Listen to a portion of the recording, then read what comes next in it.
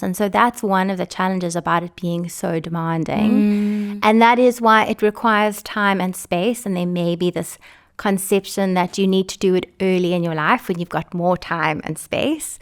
But that's not necessarily the case. In this episode, we talk about the power of perseverance, the importance of the right education, and how character building plays a crucial role in shaping future CAs. Because success is not just about passing exams, it is about refusing to give up. And today we have the honor of hosting Tracy Kraus, who is a chartered accountant and head of Milpark's Education Postgrad Diploma in Accounting. Tracy, thank you for giving us your time and welcome. It's an honor to be here. Thanks for having me. Now, Tracy, you completed your MCOM, pregnant, expectant, and subsequently became a new mom. All the while studying, all the while handling every other responsibility. Talk to us a little bit more about that. How was that phase for you? Yeah, it was interesting. I decided to do my master's because I'd been teaching financial reporting for about 7 years, and I just really wanted to learn more about it and be stimulated again. But I knew that kids were on the horizon. They were part of the plan. And so it was a race to try and do a 2-year program in 1 year. I didn't quite do it. I wrapped up my dissertation while on maternity leave. And then at graduation, I was pregnant again. So it was quite a wild time in life. Yeah. And so I asked this specifically because there's an empathy that sometimes is missing out of conversations of encouraging prospective students, particularly in this field. Would you apply your evaluation of students from a place of empathy, or is there a different set of rules that you think needs to be applied? Gosh, I have so much respect, particularly for our group of students. Yeah. I had the privilege of studying full-time at a traditional residential institution. And so until I was working and studying, doing my master's at the same time, I don't think I had a lot of shared experience, had empathy for our students who were walking that journey, doing their postgraduate diploma while also working and fulfilling other responsibilities, but I hadn't walked a journey like that myself. And so I had a much richer respect and appreciation for the hard work and the balance and the tough times that it requires, the sacrifice, the late nights, the weekends, the consistency, all of that, to actually feel that and experience that was really helpful for me in terms of understanding what it is that our students are going through when they're doing our program. And our program, we have students who are studying full-time, we have students who are working full-time while studying, so it's a real mixed bag, but it gave me an experience to kind of broaden my understanding of what our students are dealing with. Yeah. And of course, that's exactly what we're going to focus on today, because our conversation is about mainly resilience. But before we do that, I am trying to procure a funny moment with you, Tracy. I'm trying to procure our best.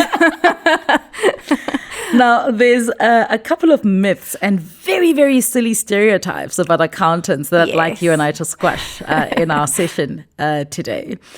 The first one is accountants are allergic to fun. What do you have to say to that?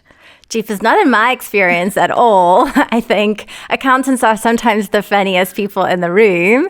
I think we have a bit of a bad rep. And so that's certainly not true in my experience. But you get chartered accountants of all kinds. Yes. You do get very serious people. Yes. And then you get very hilarious people, very sporty people, very creative people, all over the spectrum. Yeah. And those that actually know how to balance all of them together. Yes, absolutely. I think a lot of people who are successful in this program are people who have learned how to fit multiple things into their lives. And so you become a rounded person rather than just a one-dimensional workaholic or whatever it is. Yeah. So another one that I'd like to squash is the notion that you've got to get your CA out of the way before marriage, before kids, before starting a family. Otherwise, the CA journey may end up becoming your spouse, your children, and family. What do you have to say to that? Maybe that was true in the 1990s, but I think, there are more options now. And certainly our program is showing that it's never too late. It's never too late to pursue your dream. If this is something you set your heart to, maybe you do have the spouse and the children and the career, but you're still looking for those 4 letters, the CASA. It's never too late. So you can do it. Yeah, some people do it early, some do it at the start, but many do it later. Sure. And that's absolutely beautiful as well. So what exactly about the program? And I'd like us to sort of look into the journey of becoming a CA. And what about this particular program actually addresses the difficulties that we've seen in the past about trying to become a CA and handling, the development or the building of a home at the same time? Yeah. So there's lots one can say in answering to that question. Maybe to take a step back and just make sure that the listeners are aware of what is required to become a chartered accountant. We throw around the term, but I remember being at university and asking, what does a chartered accountant do? It's a very difficult thing to define. But essentially, there are 4 disciplines that you have to master in order to become a chartered accountant. Financial reporting or accounting, a lot of people call that accounting. That's just the preparation of financial statements. Tax, most people know what that is. That is us giving money to SARS, and it's actually law. We know SARS, yes. So that's what is in law and how do we have to pay money to to SARS when we've made money. Then auditing, which is getting independent verification of those financial statements so that a third party is saying, yes, those are an accurate view of what has happened. Sure. And then management, accounting, and finance, which has to do with internal decision making in a business, making decisions about whether to buy something or to lease something, how you're going to structure certain projects, which project to choose, how to cost an item that you've made. That's all internal stuff that you do in management, accounting, and finance. So those 4 skills those 4 areas of discipline make up the traditional silos in the postgraduate diploma in accounting, or what some people may know as CTA. And it's at this point in your career when you do that postgrad that you have to really be able to operate across all disciplines. Once you qualify as a chartered accountant, most people tend to specialize in one of the 4 areas. And so very few people do everything as a CA, but you pick an area and you move into that. And so even as an academic, and I taught financial reporting for over a decade, I was focused on financial reporting, on accounting. And so my tax knowledge is pretty lacking. But you pick an area and you specialize because actually it's too broad to do everything all the time and build a career in it. But when you do your PGDA and when you write the board exam, which comes after that, which is SAICA's initial assessment of competence, then you kind of need to have all of that stuff at your fingertips. And so that's one of the challenges about it being so demanding. And that is why it requires time and space. And there may be this conception that you need to do it early in your life when you've got more time and space.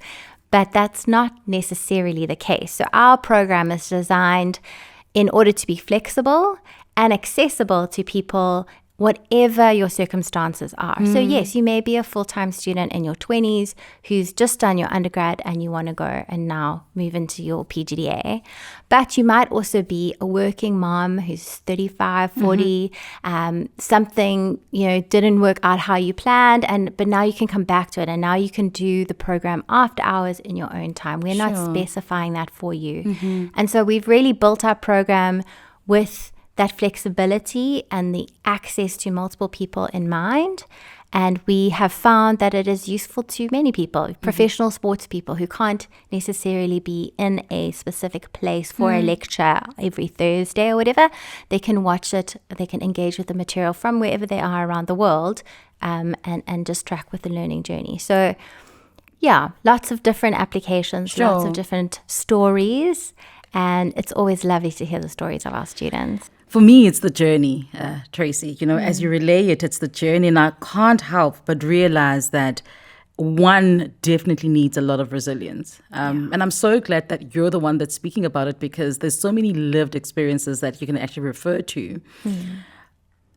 As a head of this particular program, what are some of the biggest academic and mental challenges that you've seen students face along the way?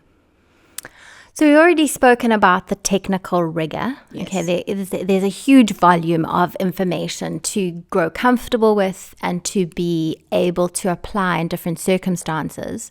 But I think it goes beyond that. There's a professional competence that needs to be developed, and there is a real expectation when you're a chartered accountant that you're more than just a technical guru. You need to have additional skills and be a entry-level professional walking into a business environment. There are those expectations. And so it takes a lot of time for students to harness the information that they need and to digest it and get comfortable with it. And so it's a lot of time, both every week and over an extended period of time. To become a chartered accountant, you do an undergrad, then you do a postgrad.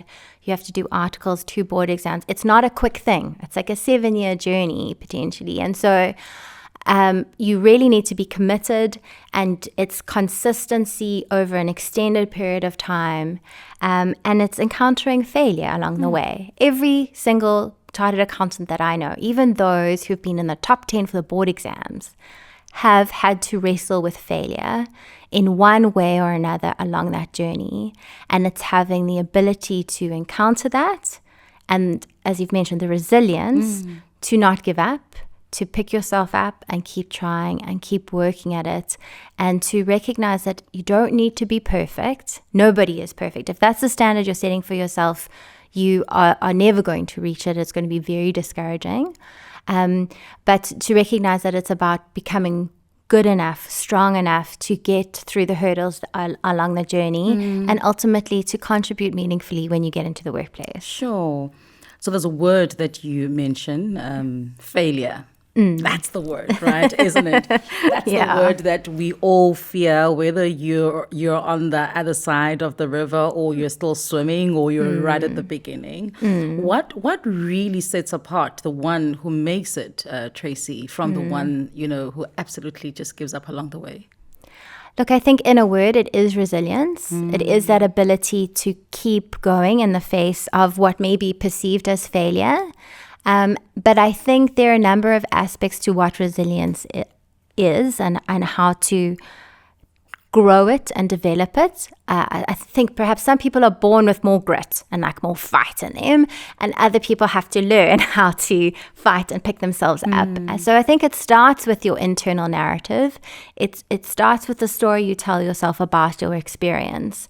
If you view your failure moment as life altering, the end of all your dreams, it can be very hard to pick yourself up. But if you can take a step back and reframe it, evaluate it in the context of a broader journey, it can be more helpful to have a better perspective and to say, okay, that's part of my story, but it doesn't have to be the end of my story. I'm going to keep going.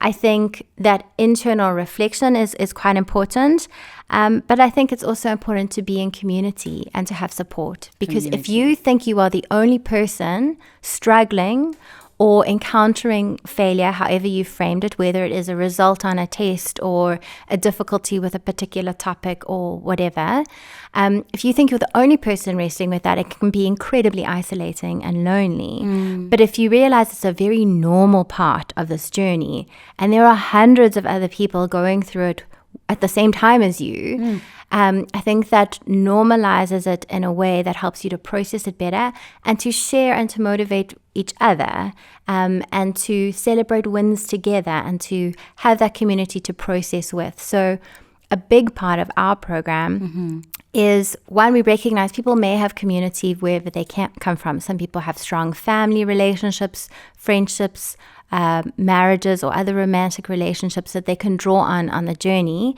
but not everybody does. And so we want to create a space where you can get to know other students on the journey, where the staff are supportive and available and able to encourage you, and also where we have professional help. We have psychosocial support from mental health professionals on our team, counselors who understand how tough this is and are equipped to help you process the difficult emotions that go with it and to give you advice. So there are lots of resources one can draw on, but then it is up to the student to understand what is it that I need and how am I going to make use of the resources available to me? And that's sometimes hard. Sometimes a student needs us to reach out to them, and we do our best to do that. Sure. And proactively reach out to those, we haven't heard from you in a while. Like, are you doing okay? Do you need some help? But it is a bit of a two-way street. And so I think resilience starts in your mind and in the story that you tell yourself about your experience. But I think it should go beyond you into the community around you and walking the journey with others. Maybe you've got a mentor who's done it before who can also encourage and support, because anyone who's done the journey will have some encouragement and some motivation. Yeah. Talking about that, Tracy, how do we, perhaps let me ask it a little bit differently. Can we develop resilience in our students or even prospective professionals early on in the journey? Is this something that we can actually do intentionally? Yeah. So you're asking me as Tracy, the head of department, but I must admit, I'm sitting here thinking Tracy, the mom, and thinking about my kids, because I think it comes a lot back to how we raise our children. Sure. And that, if my 4-year-old is struggling with something at school and how I help him navigate that, how even then you can start equipping children and building resilience and building a ability to engage with failure or difficulty. But not all of us got that, okay? And so often I think if people haven't had that training or that intentional exposure in their upbringings or their backgrounds, it's not too late. You can develop it. I know for myself, I entered the workplace feeling a bit on the back foot, just from like an emotional maturity kind of sense, and was also fearful, like, how do I engage? Like, I don't have the tools for conflict resolution that my peers seem to have. But if you apply yourself, you can develop those soft skills. And I think resilience is one of those things too. It's a muscle that you can develop and that you can get better at. It's firstly about recognizing that you need to, and then being willing to do so yourself. I don't think anyone can do it for you. And if somebody has been trying to do it for you your whole life, then you probably haven't used the muscle yourself. And so, it's a partnership between us as educators and parents and bosses in the workplace, as well as the individuals who are coming in that we're working with. Tracy, if not supported within a very supportive community, some people, can give in to the demand of, for example, imposter syndrome. How important is it for these communities that we are part of to be equipped to, number one, recognize some of the struggles that we go through when we go through these difficult learning journeys, and number two, to kind of encourage people out of that thicket? Yeah, no, I think it is very important. I think if you don't address those kinds of things, you're not going to develop the whole individual, and you're not going to develop the professional who really has the skills to navigate the workplace well. Imposter syndrome is definitely something that we encounter and we feel. And I think in the chartered accountancy space, we have a bias towards the kind of A-type perfectionistic person. And so there are a lot of individuals who put a lot of pressure on themselves and hold up perfection as a level to achieve. And I think it starts with thinking about, if you're in a position where you're battling with imposter syndrome or you're feeling the sense of self-doubt, I think I would encourage somebody in that place to start by recognizing. The first step is just recognizing your negative thinking patterns and being curious about them and asking yourself, well, is that true? Or why am I berating myself like this?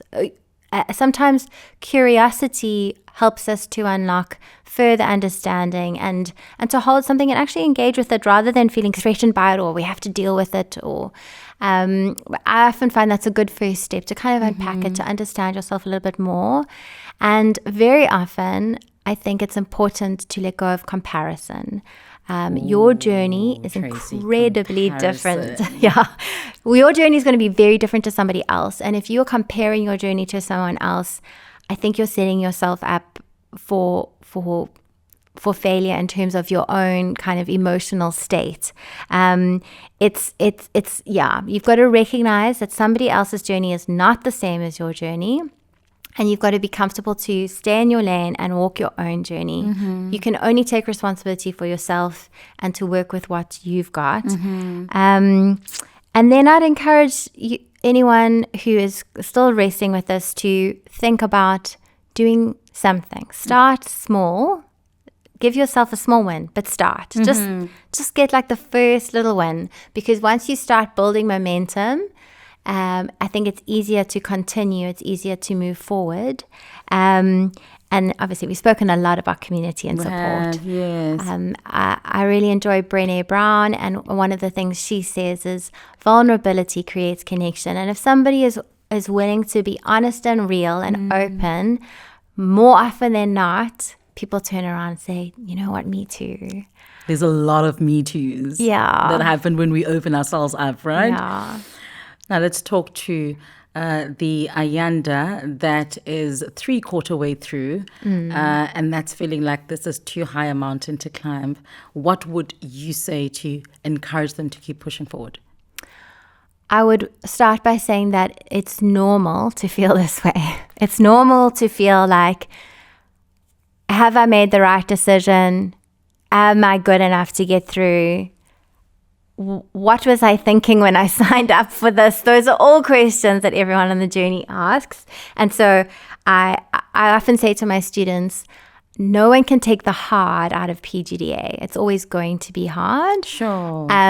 But that it is worth it once you walk through it. And many, many people have walked the journey before you and been successful. And so you're not alone in that journey. So I think if you were in that place of questioning, of searching, I would encourage you to start by processing the emotion that you're feeling.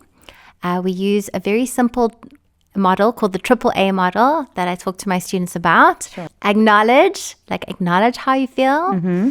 Accept that. You've got to accept this is the emotion that I'm feeling, and that's okay.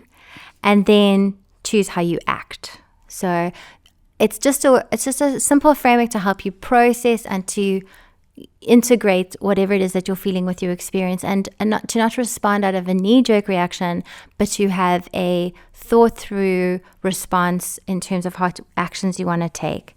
I don't think you can have a sensible moment of reflection and planning about your learning journey if you haven't dealt with the emotions. So I think that's always an important place to start. And then obviously you're going to need community and support. And so you want to engage with those people, but you also need to take a moment of reflection. We spend a lot of time in our program talking about reflection, and think about your journey so far. What has been good? Because there has been some good. Whatever your journey's been, there's been good to hang on to. Sure. And then you also need to ask what hasn't gone well.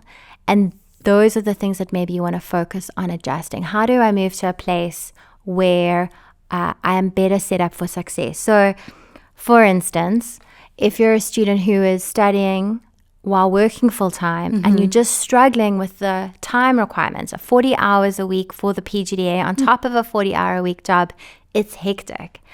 But if you realize that that's contributing to the overwhelm that you're feeling and not being able to progress, then maybe you want to consider the half workload program and reduce the time requirement on each week. There are options available to you, specifically with our program, so that you can make it fit for your life and you can explore those. And that's where reaching out for support, chatting to someone can also help you in making those decisions. Yeah. What a conversation. What a conversation. It is very clear that becoming a chartered accountant is no small feat. It is one of the most rigorous, respected and sought after professions in the world. And the journey is filled with grueling exams, sleepless nights and moments of self-doubt, no doubt. But what separates those who make it from those who don't is not just intelligence. As Tracy would put it, it is indeed resilience. Now, let me come come back to the model of self-reflection and evaluation. Acknowledge, accept, and choose how you act. That is the insight from our guest today here on the podcast, Tracy Kraus. Thank you so much for your time and your insights. Thank you for having me. Now, that's where we leave it for today. Do not forget to subscribe, to share this podcast with those shaping the workforce of tomorrow. Until next time, I am Ayanda signing off. Stay curious, stay creative, and keep learning.